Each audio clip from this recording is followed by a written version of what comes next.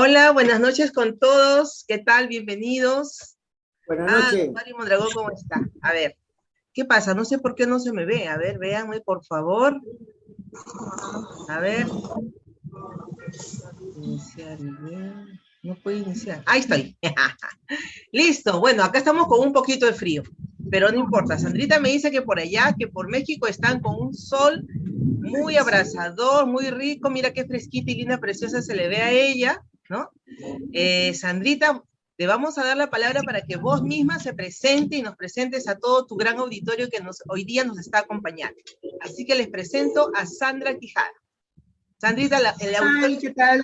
Muchísimo gusto de verlos a todos. Qué gusto estar esta tarde. Sí, efectivamente, acá en México estamos con un clima húmedo, pero en realidad no tan frío como está allá Lima y algunos países en Sudamérica.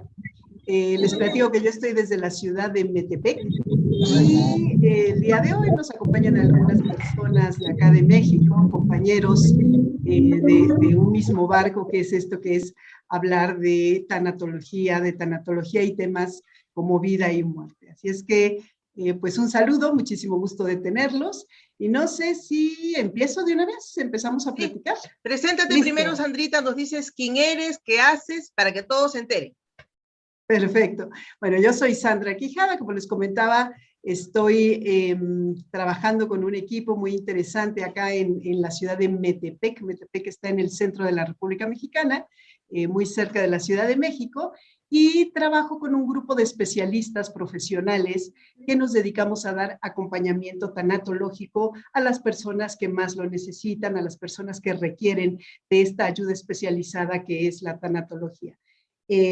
Con este grupo de profesionales, algunos de ellos estarán el día de hoy acompañándonos. Lo que hacemos es, nos conectamos a través de un portal y damos este acompañamiento en línea. También tenemos a grandes oradores, personas que nos han acompañado con su experiencia a transmitir todo esto que es el conocimiento de la vida y la muerte. Los estudios, bueno, pues evidentemente en tanatología, en programación neurolingüística, en desarrollo humano. Tengo una certificación también en ciertos programas, particularmente en programación neurolingüística, pero también en programas como mindfulness, ahora en el estudio del mindfulness aplicado o de las ciencias contemplativas aplicados a temas de dolor y de bienestar en el ser humano. Y bueno, trabajando en esta área que es totalmente enfocada hacia el ser humano y con muchísimo cariño el día de hoy aquí con ustedes, que me da muchísimo gusto estar en Renacer. Renacer ha participado también de este proyecto que ofrecemos de manera altruista. Este proyecto que les llamaba yo de profesionales se ofrece de manera altruista a una dependencia que es el DIF acá en la ciudad de Metepec. Pretendemos crecerlo cada vez más.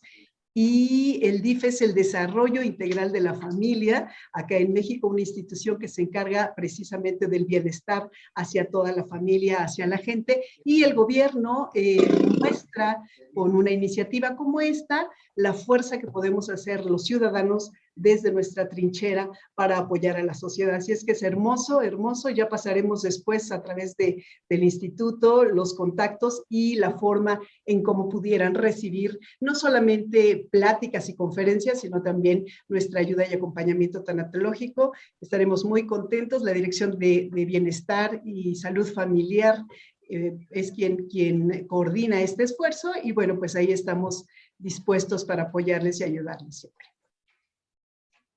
Genial. Listo. Listo. Bien. Así es que ya saben, Vamos, chicos, entonces. enterados todos de qué es lo que hacemos. Ahí hacemos, me incluyo con Sandrita, porque estamos trabajando en forma conjunta. Renacer también se una a esta iniciativa del apoyo tanatológico, así es que ya saben, nos va a comentar más al respecto, pero ahora sí comenzamos con esta conferencia. Adelante, Sandra, el auditorio es Muy tuyo. bien, vamos a empezar rápidamente con platicar que esto es una charla, es realmente una charla corta, vamos a tener aproximadamente unos 40 minutos de plática. Si alguien quiere hacer alguna pregunta o algún comentario, lo voy a leer a través del chat, es como estaré pendiente de sus comentarios. Si hay algo que no se entiende, por favor levantarme la mano. Y vamos a empezar con un tema que es particularmente interesante. Antes que eso, bueno, pues los invito a que tengan su cafecito, alguna bebida para que estemos a gusto, es una charla, siéntanse con esta disposición de que podamos platicar abiertamente sobre este tema. Y bueno, vamos a empezar diciendo que la vida y la muerte son consubstanciales, es decir, no existe vida sin este final que es la muerte, así como la muerte no puede existir si no es que algún ente ha vivido, ¿cierto? Entonces, hablar de la vida es hablar de la muerte y viceversa. Hablar de ambas cosas es lo que debería de ser natural en nuestra relación como seres humanos incluso. Pero curiosamente, aunque nosotros como mexicanos tenemos una celebración maravillosa, es esta celebración del Día de Muertos, que nos recuerda cuán finitos somos y nos enseña que la muerte es parte de la vida, y que así como eso debemos también festejarla. La verdad es que hablamos muy poco acerca de la muerte. Esta tradición de origen prehispánico tiene como días de fiesta el 1 y 2 de noviembre. No sé si ya vieron por ahí todos la película de Coco, particularmente quienes no están en México. Es una película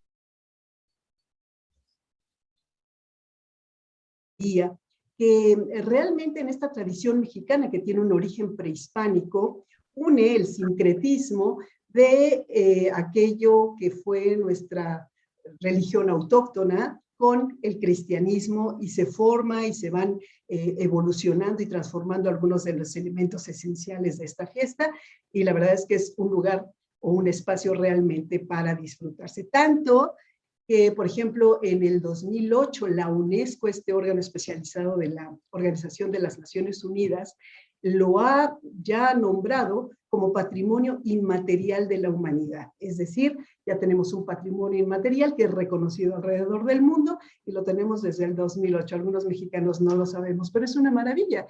Y es que juntamos diferentes elementos que tienen una gracia singular, ¿no? Por ejemplo, tenemos las fotografías en las ofrendas, no sé si todo esto sucede en otros países, pero tenemos, latinos particularmente, pero juntamos las fotografías de nuestros difuntos, ofrecemos para ellos bebidas, las bebidas que les gustaban. Acá tomamos un rompopito que nosotros siempre ponemos el rompope.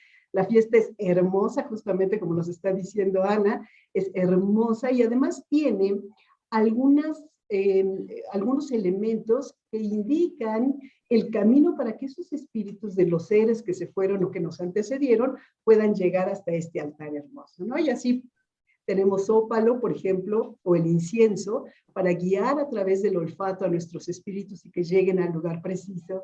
Tenemos esta flor de cempasúchil, que yo creo que la conocen, es como un bombón amarillo que también marca un caminito, aunque también es de ornato, marca un caminito que hace que llegue hacia la ofrenda que estamos haciendo, que estamos justamente ofreciendo a nuestros seres queridos.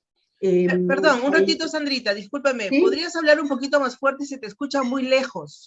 Claro, claro, claro. Voy a hablar más fuerte. Qué bueno que me dices. Incluso Lulú también, además de hablar más fuerte, te voy a pedir que cuando sean los 40 minutos me hagan por favor la señal de que me quede yo callada y procedamos entonces a pasar a la zona de las preguntas y las respuestas, ¿ok? Ok. Bien, entonces sí, platicábamos de esta flor, la flor de cempasúchil, que también es preciosa, es hermosa, además de ornato, es una guía visual para que nuestros muertos puedan llegar al altar. Y hay también un pan, el pan de muerto, que lo tienen que probar. Este pan de muerto está hecho a través de diferentes ingredientes, también algunos de origen prehispánico, y realmente lo que hace el pan de muerto es indicarnos o representar lo que es un esqueleto humano. Y todo esto es hermoso, es divino, es algo que realmente nos hace festejar a la vida, y con ella festejar a la muerte, es decir, festejar ambas cosas como un ente único, como un ente inseparable. Sin embargo, les decía yo que, como diría Mario Benedetti, la muerte es solo un síntoma de que existió vida. Así es, así es. La muerte es únicamente la expresión de una vida que acaba de terminar, y difícilmente, aún teniendo toda esta grandeza y esta riqueza de la que estamos hablando, difícilmente se platica o platicamos de la muerte, no solamente en México, sino lo sé, en la cultura occidental, ¿cierto? Les decía yo que no se habla mucho de la muerte. Yo vengo de una ciudad muy cercana aquí al lugar donde vivo, que es Toluca, y recuerdo claramente a mi abuelo, el papá de mi papá, cuando decía, en esta familia de ese tema no se habla. Y ciertamente el día de su funeral lo veía yo y observaba yo todo lo que estaba pasando alrededor y le daba yo credibilidad a sus palabras, porque decía, claro, no sabía que era tan feo morir, no sabía que era tan tremendamente fuerte esta experiencia de la muerte, y se repetía con la gente que estaba asistiendo, con las personas y los invitados al funeral, este sentimiento de tristeza y de desagrado por el momento de la muerte. Pocos años después, no muchos años después, muere mi papá, y cuando él muere, nuevamente viene a mi mente esta idea de en casa de eso no se habla, porque es cierto, repetimos en este inconsciente, sí, el inconsciente colectivo, repetimos las palabras y las costumbres de la sociedad, y claro, mi papá tenía también claro que no se hablaba de la muerte y por lo tanto era muy difícil que nosotros también lo palabrizáramos dentro de la familia. Tan difícil que, bueno, cuando llega la suya, cuando llega la muerte de mi papá, me hubiese gustado tener muchísimo más palabras y muchísimo más que decirle y que darle con respecto a la muerte, que acaeció de una manera para mí bastante sorpresiva y que fue, bueno, pues probablemente el elemento más difícil de todo lo que es mi existencia con respecto a esto, ¿no? Pero bueno, no solamente el no hablar de la muerte reside en el inconsciente colectivo, es decir, en esta idea de que no se habla de la muerte, porque incluso hay alguna creencia que nos dice que si se habla de la muerte es porque muy probablemente la estamos llamando o estamos haciendo un llamado a que ella llegue a nuestras casas o que se aparezca a un ser cercano. En México decimos tocar madera cuando alguien hablaba de la muerte. Toca madera es como aleja esa idea de que pronto vamos a morir o de que hay muerte cercana, porque al hablar es muy probable que le estés invocando, ¿cierto?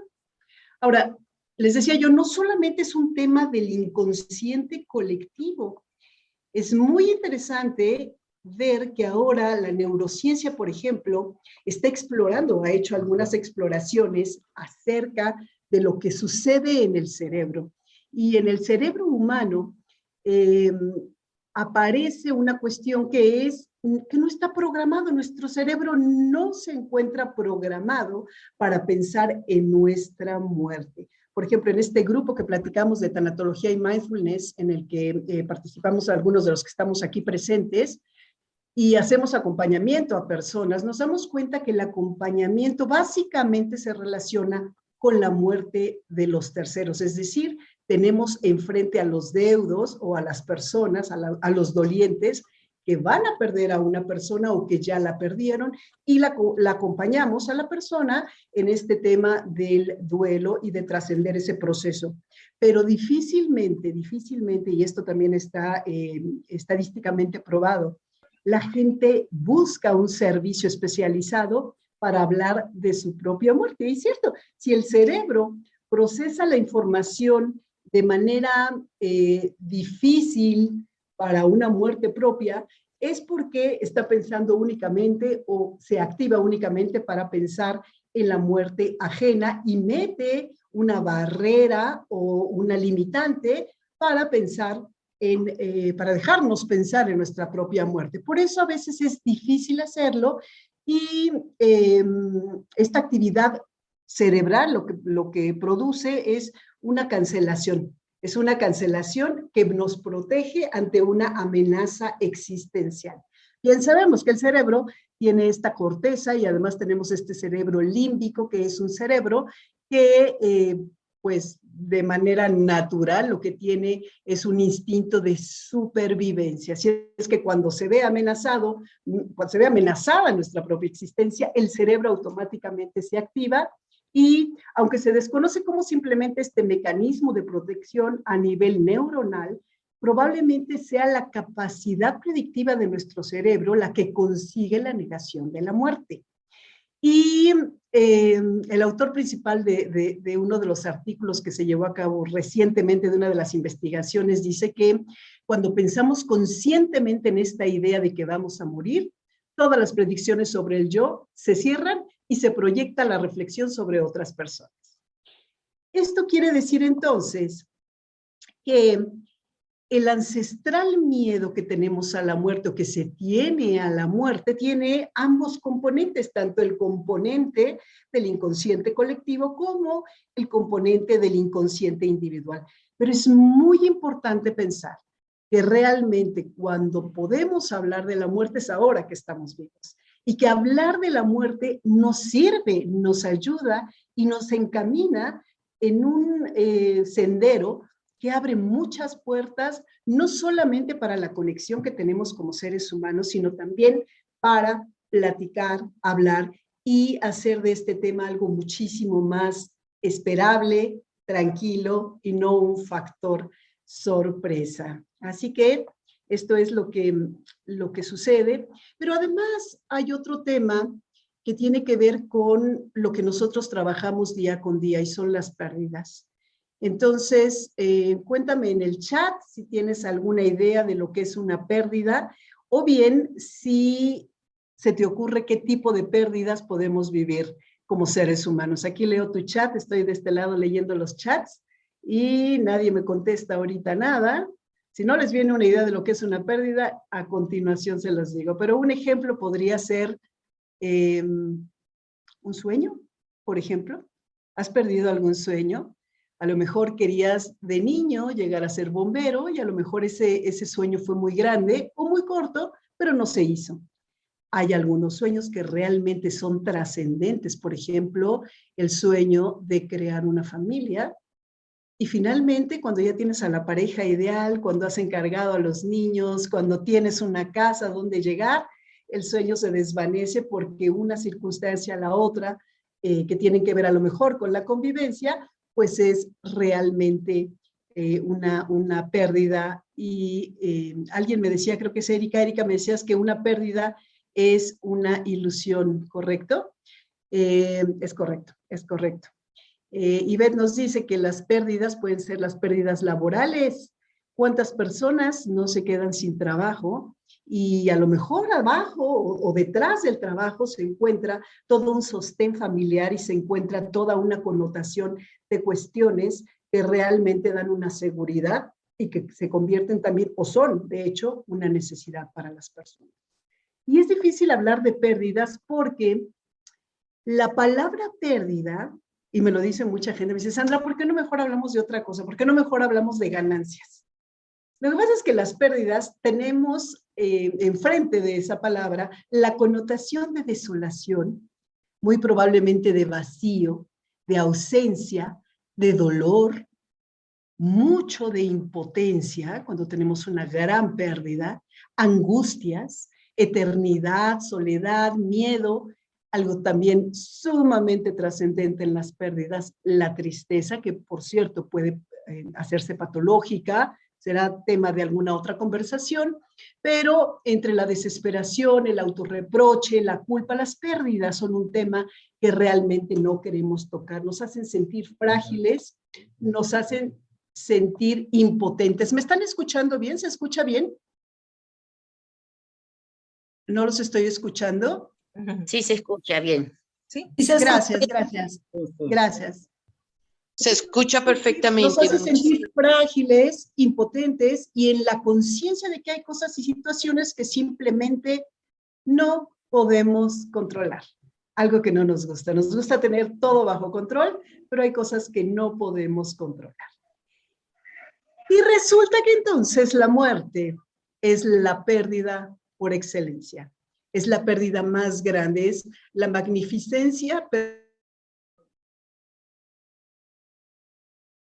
en esta calidad de ser verdaderamente fuerte por sus características. Y si no has pensado en las características de la muerte, te invito a que lo hagas. A que pienses, por ejemplo, que la muerte es radical. Te vas a morir y te vas a morir. O sea, no es como me muero, pero era un ensayo y regreso. No. El día que tú mueras, ese día vas a morir y no hay más. No hay día siguiente, no hay día atrás, no hay día nada. Ese día, hasta luego. Se acabó nuestros días, se acabó esta existencia, se acabó esta experiencia física de estar en este mundo. La muerte, además, es única. Nos va a suceder una sola vez. Nadie se ha muerto 8 veces, 9, 14. No, te vas a morir una sola vez y es única también por las propias características de la muerte que te toca vivir. Te toca vivir, fíjate, es parte de la vida.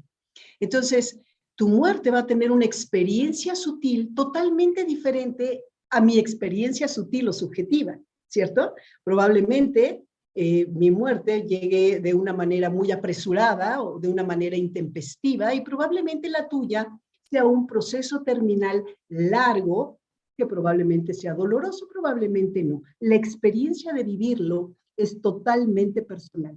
Y mucha gente comenta particularmente en evidencia a aquellos que mueren en el tiempo, ¿no? Que tienen una enfermedad terminal o que saben que van a morir, que lo saben, aunque la gente no lo diga, aunque el familiar no lo haga explícito, la forma tácita de entender la muerte y tu propia muerte es tan fuerte y tan personal que realmente la convierte en un evento único, ¿ok? La muerte, además, es impredecible. Enorme cualidad, es impredecible. Ni tú ni yo sabemos cuándo nos toca. No sabemos cuándo le toca a la persona que más amamos o a las personas que más amamos. No sabemos si será en buenas condiciones, es decir, a lo mejor duermo dormida, ¿no? Y no amanezco al día siguiente y no fue doloroso y probablemente la gente a mi alrededor ya lo esperaba. Puede ser una muerte tan sutil como esa, o puede ser una muerte de muchísimo choque.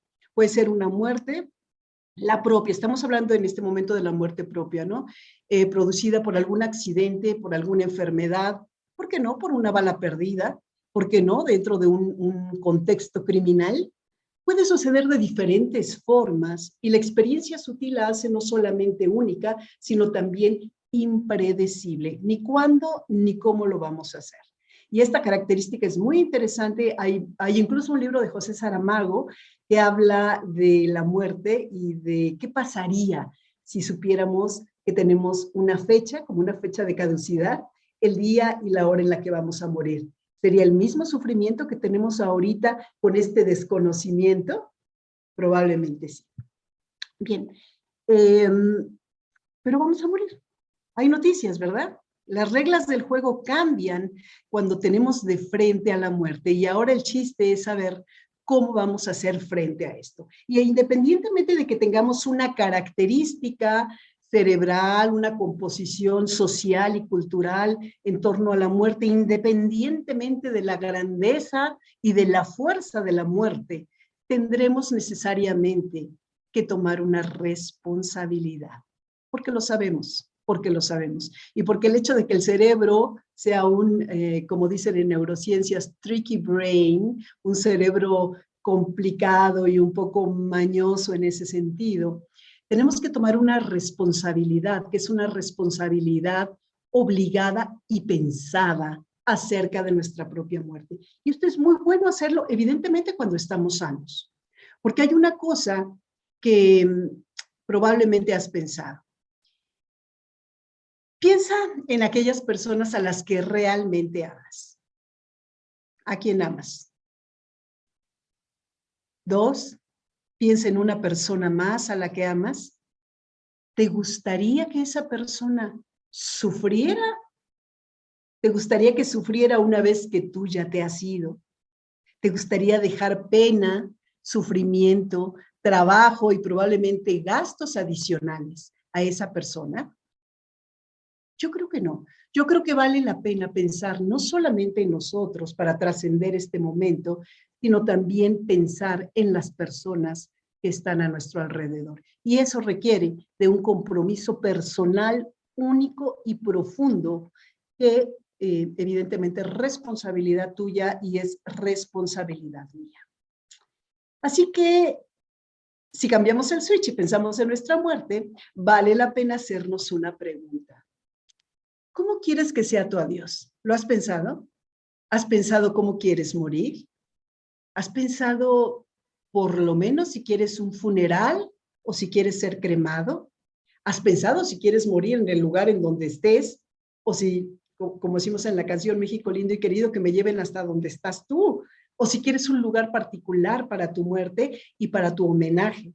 Hay quien me dice, Erika Bravo, me dice, yo quiero ser cremada. Ok, también la cremación tiene algunas cosas que son interesantes de pensar antes de que esto suceda, ¿no?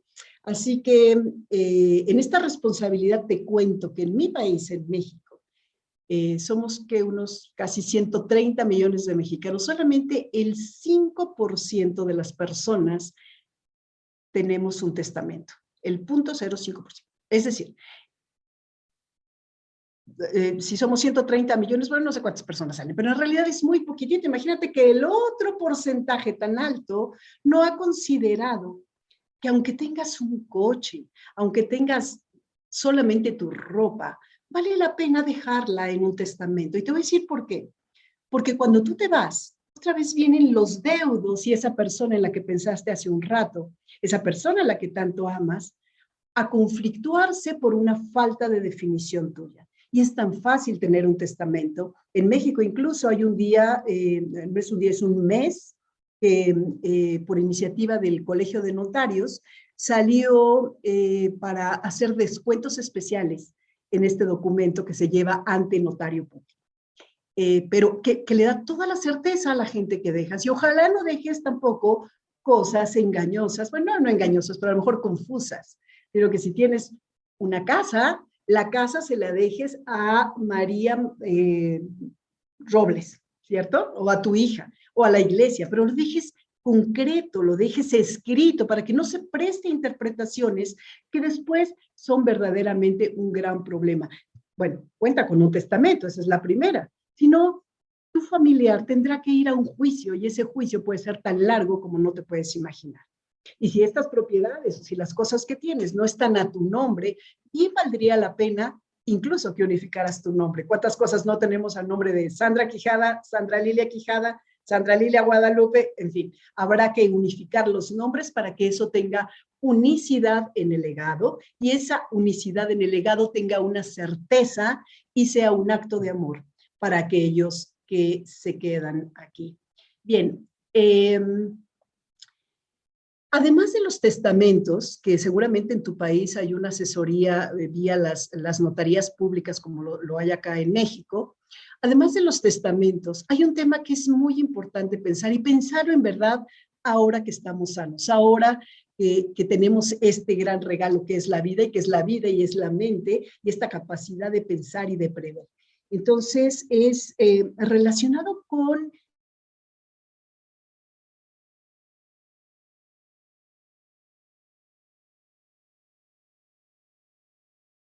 cómo quiero morir también. Es decir, cuando estás en una etapa o en una fase terminal, el tema de la eutanasia, que normalmente es un tema que no queremos tocar, es un tema que deberíamos de tocar desde ahorita. Y esto quiere decir que literalmente esto significa una buena muerte, ¿no? Eu, que quiere decir bueno, y tánatos, muerte. Esta es la eutanasia. Y se refiere a toda la acción u omisión para evitar sufrimiento a una persona al morir o a prolongar su vida a través de medios artificiales. Entonces, yo tengo cercanía con gente que me ha contado que lo que quiere es llegar hasta el último nivel de sufrimiento y de lo que sea posible con tal de preservar su vida. Es decir, no permitiría de ninguna manera, aunque sea doloroso, el que alguien o algo interrumpiera su vida. Y hay algunos otros, particularmente quienes tienen un poco más de sensibilidad al dolor, por ejemplo, que dicen, una vez que yo sea un enfermo terminal y que no haya nada que hacer, mi voluntad explícita es la de que me dejen morir. Y bueno, ya platicaremos algún día ahora nuestro maestro Eric Soria, un maestro que compartimos en otro grupo que tenemos, Lulu y yo, nos habla justamente en la eutanasia de todos los tipos de eutanasia que existen, ya sea por el accionar del médico o ya sea por la voluntad del paciente. Si es por el accionar del médico, es muy probable que haya un señalamiento de tu parte sobre lo que quieres que se haga, pero también puede ser que él decida que a lo mejor no vale más la pena seguir con tu vida, y esto tendría que estar regulado, pero valdría mucho la pena saber cuál es tu voluntad.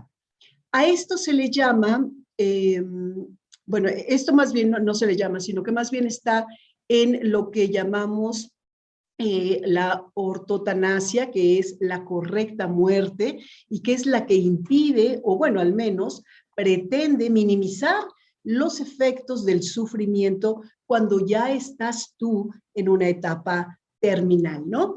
Y de esta forma te permite planificar los tratamientos y los cuidados de salud para recibir o rechazar en un futuro. A esto se le llama voluntad anticipada y ya lo podemos hacer. No en toda la República Mexicana, no sé en otros países, pero en México algunas de las entidades, como es en la mía, en el Estado de México, en la Ciudad de México, ya podemos nosotros decir si queremos recibir un tratamiento, si queremos una vida artificial, y esto lo único que requiere es básicamente tener una voluntad que es regulada por la Ley General de Salud a través de uno de los artículos y que requiere solamente que seas mayor de edad y que tengas 2 testigos. La ventaja de esto es que tus seres queridos van a estar encantados o por lo menos mucho más tranquilos de saber que se está tomando la decisión correcta, porque al final el respeto que merece todo ser humano lo merece en la vida y en la muerte, y tú mereces un respeto. Así es que si tu voluntad la puedes anticipar y la puedes dictar cuando estás sano, que es ahora, cuando estás mentalmente abierto, cuando tenemos todas nuestras facultades, bienvenida a esta ley de voluntad anticipada regulada por la Ley General de Salud acá en México, ¿ok? Así que esto de la voluntad anticipada tiene que ver con los cuidados paliativos. Y los cuidados paliativos son todo un tema. También en este otro grupo tenemos gente que nos puede platicar sobre los cuidados paliativos. El Instituto Renacer tiene de manera particular incluso instrucción acerca del tema, muchísimo conocimiento. ¿Por qué? Porque una persona en una fase terminal probablemente lo que menos quiera es sentir dolor. Y el dolor es un común denominador de las enfermedades terminales dolorosas. Así que valdría la pena revisar esta ley de voluntad anticipada que es regulada por la Ley General de Salud. ¿Okay? Y si eres mayor de edad, ya lo puedes decidir, siempre y cuando estés en pleno uso de tus facultades mentales. ¿Ok? No todas las entidades en México, también habrá que investigar cuáles sí, pero básicamente Guerrero, Nayarit, el Estado de México, la Ciudad de México, Colima, Oaxaca, Yucatán, para todos los que están acá en México, son aquellas de las ciudades o de las entidades que ya tienen regulada la voluntad anticipada. ¿Ok? Y bien, hay un tema también que es adicional e interesante, y quizás sea el último tema con el que me voy a ir. Ya no sé cómo vamos de tiempo, Lulú, pero ya es uno de los temas finales, y tiene que ver con la donación de órganos. La donación de órganos también es contemplada seguramente por la ley en tu país. En México también la regula la Ley General de Salud, y contempla que todos mis connacionales somos donadores de órganos o tejidos, es un consentimiento tácito, y que si yo quiero dar vida después de mi muerte, lo más importante es decirlo y declararlo. Y fíjate, no solamente dejarlo por escrito, sino también acercarte a los seres queridos, a las personas que más quieres, y decirle, oye, el día que yo me muera, quiero que mis tejidos o mis órganos sean donados y están en las condiciones de serlo a una persona para otorgar vida. ¿Ok? En México, ¿cómo manifestamos esto? Es una voluntad que se manifiesta a través de una firma. Es una tarjeta de donador, es totalmente voluntaria. Esta tarjeta la regula el Centro Nacional de Trasplantes de la Secretaría de Salud acá en México, y es muy fácil tenerla. Lo que puedes hacer es en México, perdón, desconozco allá en otros lugares, pero en México es entrar al Instituto Mexicano del Seguro Social, que es la institución que nos provee seguridad social a la mayor parte de los mexicanos. Y en esta página únicamente es declarar tu nombre y tener a los testigos. Que tu familia sepa que tú quieres ser también un ejemplar de dar vida una vez que hayas muerto. Y hay temas también que es importante o muy interesante comentar y que a veces no pensamos. Por ejemplo, si no has pensado en tener un plan para cuando tú mueras, sería verdaderamente rico que pensaras nuevamente en esas personas a las que amas y que al menos preguntaras cuáles son los planes para tu muerte, los servicios funerarios alrededor o en tu comunidad que existen y los planes de pago, porque también estos planes funerarios pueden llegar a ser o tienen algún costo que no necesariamente es bajo. En México deben ser unos 50,000 pesos, no sé cuánto será esto en dólares, pero si alguien tiene una calculadora por ahí, unos 50,000 pesos son unos $2,500. Más o menos es lo que cuesta en una agencia funeraria el llevar a cabo el ritual. Pero para esto también deberíamos por lo menos preguntarnos, ¿qué sucede? Yo me muero, se muere alguien en mi familia, ¿y qué es lo primero que tengo que hacer? ¿A quién tengo que dar parte? ¿Cómo se lleva el cuerpo? ¿Cuáles son los trámites que tienen que seguir? Me entregaron un certificado de defunción, el médico está obligado a darte un certificado de defunción. Y este certificado es importantísimo, porque a raíz del certificado, y lo veíamos también en una clase, a raíz del certificado es como se genera el acta de defunción, que acá en México lo lleva una entidad que se llama Registro Civil, y el Registro Civil es el único que tiene la facultad de decir, esta persona ya murió.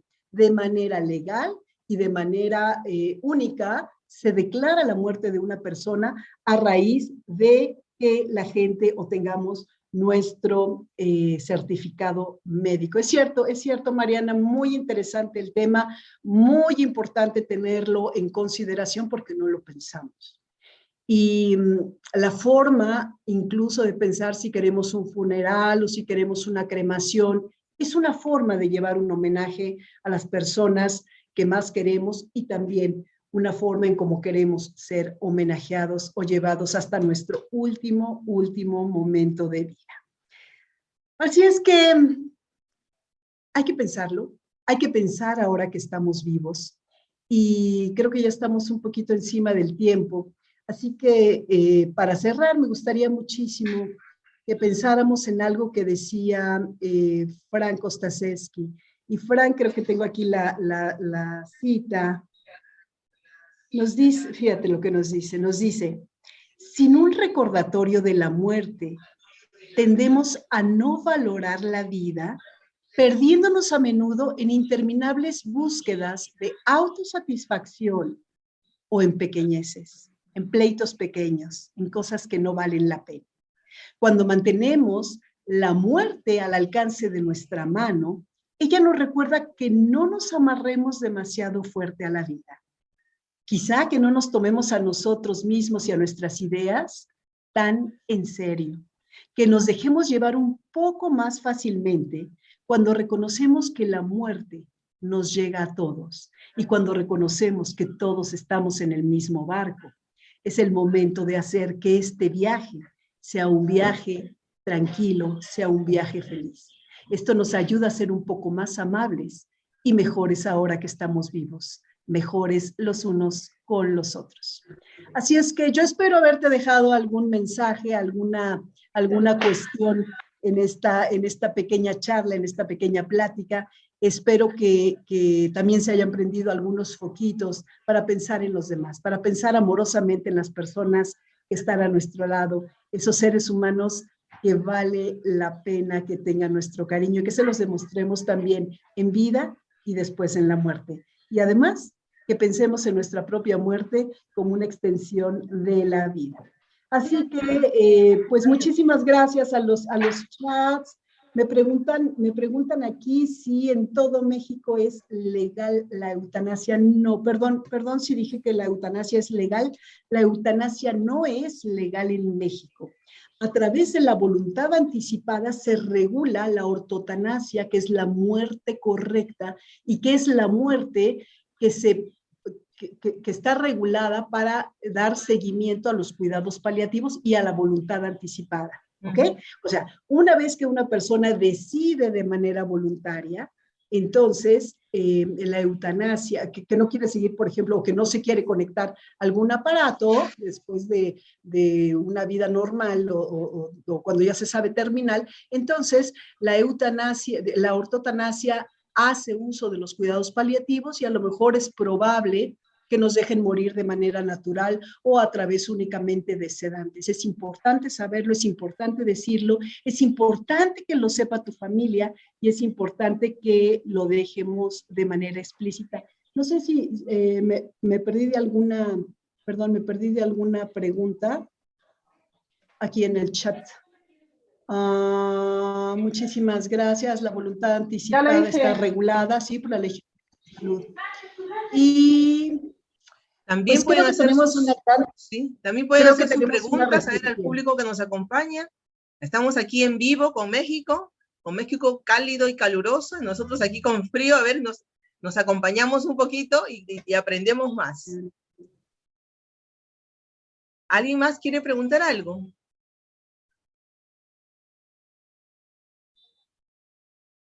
Y me pregunta Carmen Rosa, me dice, ¿cómo se puede hablar de la muerte cuando tienes un familiar que ya está próximo a morir? Te platicaba, Carmen, que hay un conocimiento tácito de la gente que seguramente quienes hemos estado cerca conocemos, y conocemos esa, no chispa, porque es como lo contrario de la chispa, pero es como esa energía interna de la persona que ya sabe o que ya prevé que va a morir.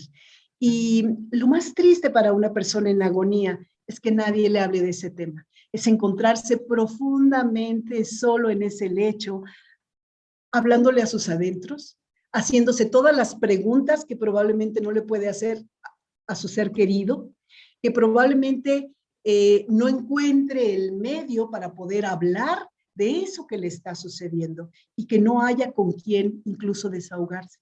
Así es que la mejor manera de hablar con una persona que está a punto de morir es hablarle con la verdad, con una profunda consideración por el estado que está viviendo, porque es una consideración la que realmente se necesita, con un profundo amor hacia esa persona, pero con toda la honestidad y la asertividad que tu comunicación lleven a la persona, haciéndole saber cuánto la amas, haciéndole saber que vas a privilegiar su voluntad una vez que ella se haya ido y despreocupándola de todo aquello que puede estarla deteniendo en estos momentos. Puede ser que a lo mejor espere ver a algún ser querido, en fin. Todo esto de despreocupación y de contención emocional es aquello de lo que nos tenemos que hacer todos cuando estamos cerca de una persona que está a punto de fallecer. La franqueza, la asertividad, el amor, el cariño y sobre todo la empatía con esa persona van a ayudar muchísimo, muchísimo a la familia y a quien nos deja en este terreno. ¿Cómo tocar el tema de la muerte con los niños? Nos pregunta Lilia. Bueno, el tema de los niños tiene muchos temas.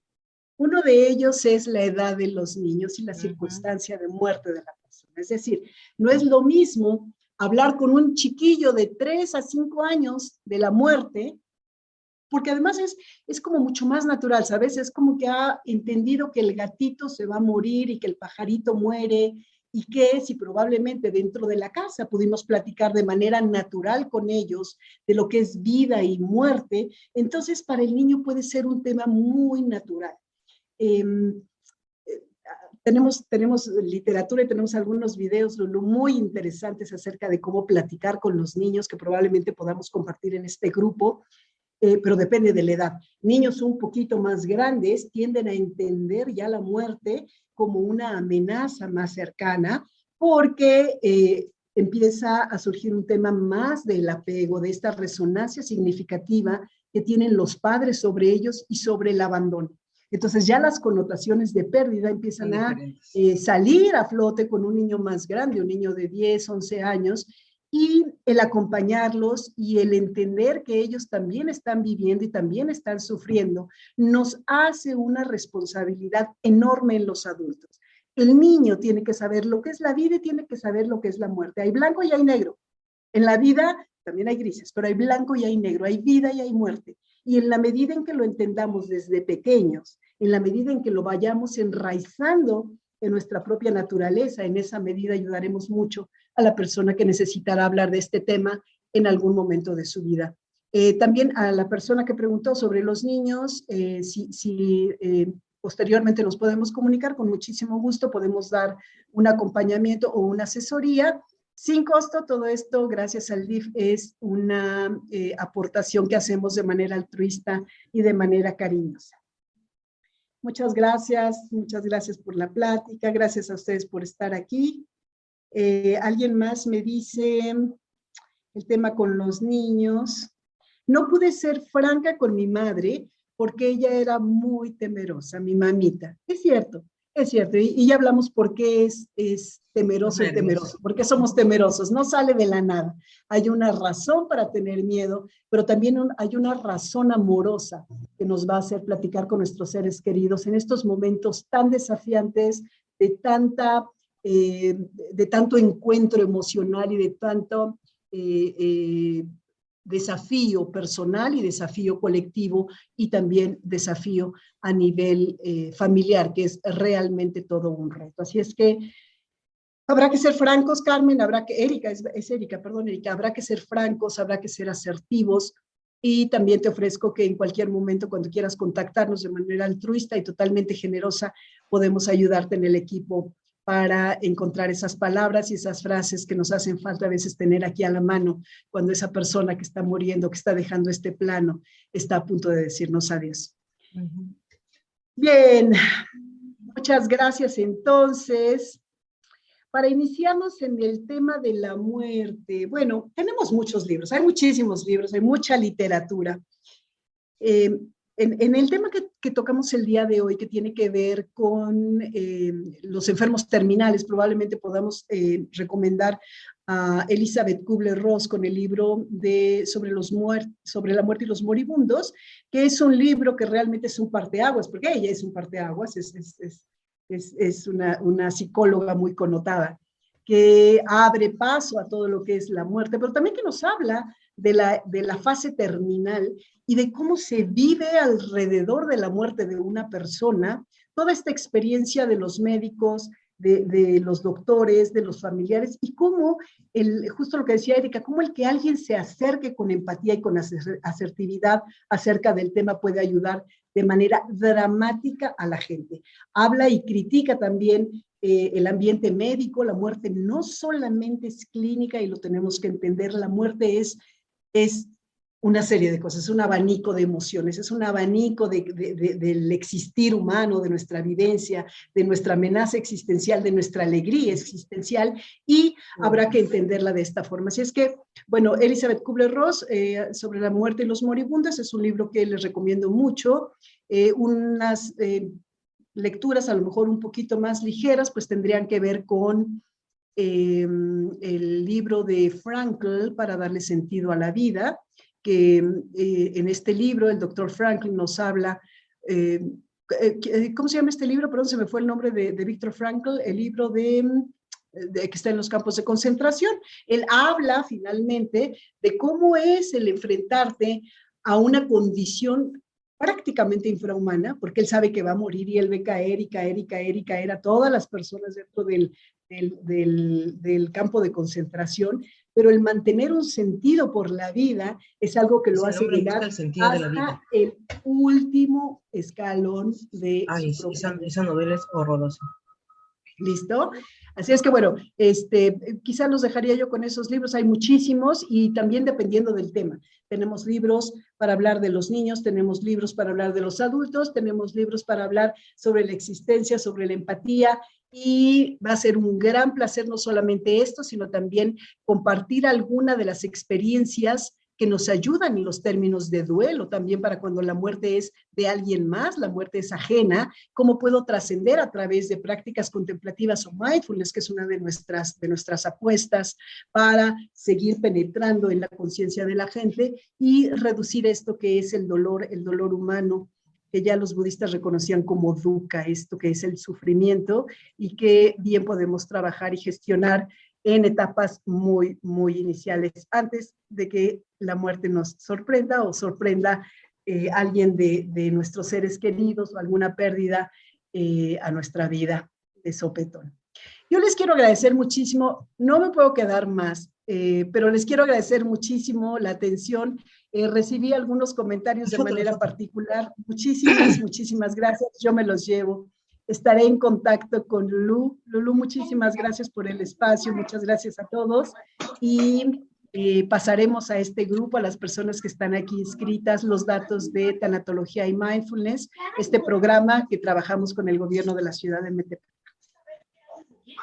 Ok, muchísimas gracias, Sandrita. Sé que estás con tu tiempo, nos has brindado enriquecedores minutos de tu valioso tiempo, tu experiencia. Te agradecemos realmente todo lo que nos has compartido hoy día, los nuevos aprendizajes de vida, porque así es, hay que aprender de la vida para abordar la muerte, es inevitable.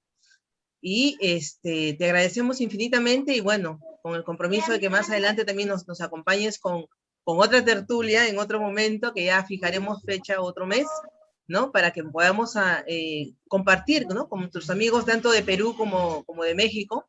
Voy a averiguar aquí lo que mencionabas de la voluntad anticipada. Creo que ese tema todavía aquí no se está viendo, no lo he visto.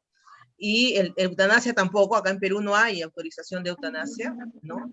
Y bueno, hay mucho por hacer en realidad en ese tema, ¿no? Porque tanto autoridades como tú dices, la sociedad tampoco no está muy preparada o no quiere ver ese aspecto, ¿no? Le teme, ¿no? Le corre al tema. Pero bueno, se tiene que abordar y justamente a través de Renacer es que con tu presencia y con otras conferencias en otros momentos también hemos tratado de abordar el tema, ¿no? Como el duelo de hijos y de nietos, ¿no? Cómo enfrentar esas situaciones tan difíciles, pero que son reales y pasan constantemente. O sea, es del cotidiano que hacer el tema de la presencia de la muerte. Nos guste o no nos guste. Pero bueno, entonces, Lulú, vi una manita levantada y es de Elisa. A ver, ¿quién? Elisa, no sé si querías comentarnos algo. Vi una manita levantada y no sé si me escuches o no, pero vi tu mano. A ver, ¿alguien más? ¿Begoña? ¿Begoña Preciosa está por ahí? ¿Cómo está, maestra No Sandra? Buenas noches. Buenas Hola, noches, Begoña, hermana Sandra. ¿Cómo está usted? Un gusto, un fuerte abrazo desde Perú. Pues Gracias. fíjese de que yo tengo a mi señora madre en una etapa terminal, con calidad de vida ya ahora, y como para que ella pueda partir en paz consigo mismo, reuní a todos los familiares para que ella se despida emocionalmente con una voluntad de emociones. Luego, la voluntad anticipada patrimonial. Como somos varios hermanos, entonces, como para que no haya luego esas grandes diferencias que al final de la vida de un ser querido cuando parte, hay las disputas por los bienes de los padres. Entonces, todo quedó pendiente ya en ella, como le vuelvo a repetir, sus pendientes patrimoniales, sus pendientes emocionales, y ahora ella está viviendo plenamente su felicidad, su propia felicidad, ya no la felicidad ajena, sino su propia felicidad. Y qué bueno sería acá que en Perú se dé sobre la muerte anticipada, se respete esa voluntad de decir, basta ya, déjenme de hacerme sufrir con tantas inyecciones, con tantos tubos. Mi señora madre está pasando ya por su quinta quimioterapia y ya decidió, ya no más, ya no quiero más. No quiero más sufrimiento en mi cuerpo. Y bueno, es su decisión. La aceptamos y que viva ella plenamente, ¿no? Muchas gracias, querida maestra, por escucharme. No, gracias, Begoña, muchísimas gracias. Es realmente un caso en el que tenemos que profundizar como países latinos. Tenemos que entender que el respeto a la persona que muere es un respeto hegemónico. O sea, la persona que muere es quien tiene y debería tener el control sobre lo que quiere que suceda en adelante, ¿no? Me preguntaba alguien por ahí, alguien me estaba preguntando si había, por ejemplo, forma de tener algún tema ecológico para no enterrar los féretros o los funerales, y hay gente que se preocupa por eso. Entonces, respetar esas cosas. Bueno, vale la pena mencionar aquí, perdone, aquí hay algo que vale la pena mencionar, que ya existen estas urnas que están hechas de sal. En estas urnas, después de una cremación, depositas tus cenizas, haces el ritual, que es necesario hacer un ritual para despedirnos de esa persona, y esa urna se deposita en el mar, y bueno, pues la sal, entonces es también una reverencia hacia la persona que está muriendo. Pero también hay otro tema muy interesante, también hay urnas que son de arena, de tierra, es una tierra, son redonditas, y estas también se dejan en los lagos y en los ríos, y entonces se convierten en un tema ecológico, al igual que aquellas plantitas que seguramente ya se han enterado que son también unas urnas de composta, en las que ya se tiene la planta que va a nacer posteriormente, y la misma ceniza sirve de abono. Entonces, fíjate, Begoña, en lo que tú me dices, cómo privilegiar en todos los sentidos a la persona que muere y los deseos intrínsecos de esa persona te hacen incluso sonreír en su partida, ¿sabes? Porque llevaste hasta el último momento de su vida eso que era su voluntad, porque la respetaste en vida y la respetaste en muerte, y eso nadie te lo va a quitar. Y sobre esto, sobre el tema de la hegemonía de la persona que muere, también tenemos muchísimo material, ya platicaremos después. Me da muchísima pena, Lulú, pero me tengo que retirar. Ya, Muchísimas ok, gracias Sandra a todos. querida, Les muchísimas agradezco gracias. mucho sus Agradecemos a toda la comentarios. audiencia por haberse conectado hoy día, y les vamos a presentar la charla de la siguiente semana, que son todos los lunes, nuestras tertulias gerontológicas todos los lunes a las 7, o invitadas especiales como nuestra querida Sandrita de México. La próxima semana tenemos la presencia de la magíster Katia Sevilla Segura. Ella nos va a acompañar desde OIFA, desde Costa Rica. Ella es directora de Orientación Integral para la Familia OIFA, y nos va a hablar acerca de la importancia de la capacitación y la visibilización del cuidador, ¿no? Ella, como yo, trabajamos en entidades que capacitan personas para el cuidado de los adultos mayores. Entonces los invitamos para la próxima semana con mucho cariño, para que puedan participar de esta tertulia, para poder también tener nuevos aprendizajes respecto a la importancia de la formación de los cuidadores. ¿Ok? Muchísimas gracias por su presencia. Muchas Le gracias, agradecemos profesora. a Sandrita, a Begoña y a todos los participantes por habernos Gracias. acompañado hoy día. ¿Ok? Gracias. Muchísimas Gracias a gracias. Un ustedes. abrazo muy fuerte para Gracias, México. profesora. Muy Hermanos de México interesante, nos acompañaron interesantes hoy, temas. y los esperamos la próxima semana. Muchas gracias. Muchas Buenas gracias. noches. Se Gracias, cuidan, que está haciendo frío acá en felicidades. Perú. ¿Ok? Cuídense. México querido, Felicidades. muchas gracias. Bendiciones para todos. Gracias, Andrés. Igual para usted Felicidades. también y para la licenciada, para la profesora. Gracias. Gracias, cuídense. Chao, mi Begoña Luz querida. Te abrazo Nos con el vemos. corazón, mi querida. Gracias, buenas noches. Saludos a Buenas todos. noches con todos. Buenas Muchas noches. gracias. Buena noches. plática. Excelente Bueno. plática, gracias. Excelente. Excelente. sí. Felicidades, muchas gracias. Gracias, gracias por participar. Los esperamos la próxima semana. Así es. Sí, con gusto. Con gusto. Gracias. Gracias. Gracias a ustedes. Buenas noches.